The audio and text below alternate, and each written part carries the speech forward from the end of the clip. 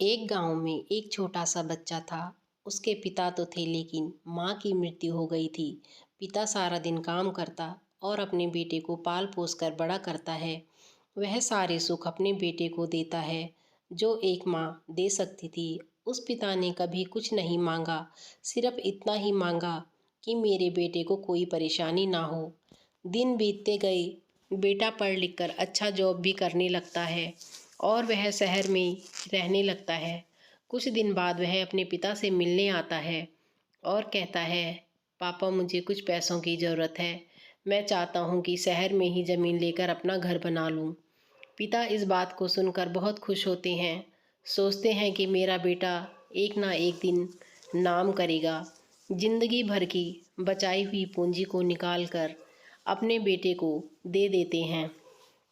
बेटा शहर चला जाता है और उन पैसों से अपना घर बना लेता है। पिता इधर इंतज़ार करता रहता है कि मेरा बेटा फिर से आएगा, एक ना एक दिन तो मेरे पास आएगा ही। जाएगा कहाँ?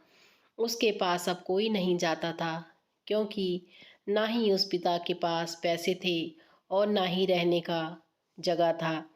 कुछ दिन बाद बेटा फिर लौट कर आता है और अपने पिता से कहता है, पापा आप दादाजी बनने वाले हैं।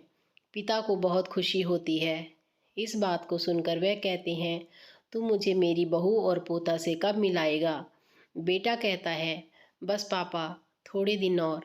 पापा मुझे कुछ पैसों की ज़रूरत है, क्योंकि आजकल थोड़ा जॉब में खींच बीच हो रही है, जिसके कारण से मुझे कुछ दिन के लिए सस्पेंड कर दिया गया है।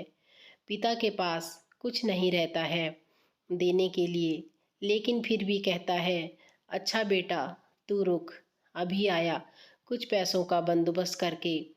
पिता बाद में महाजन से कुछ पैसे उधार लेकर अपने बेटे को दे देता है और बेटा पैसे लेकर शहर चला जाता है। बरसों गुजर जाते हैं।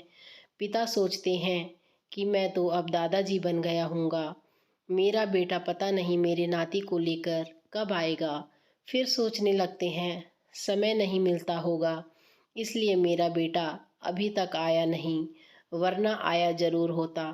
तब तक महाजन 2-3 आदमी को लेकर उस पिता के घर पर आता है और कहता है कि आपके वादे के मुताबिक मैं 3 महीने बाद आया हूँ।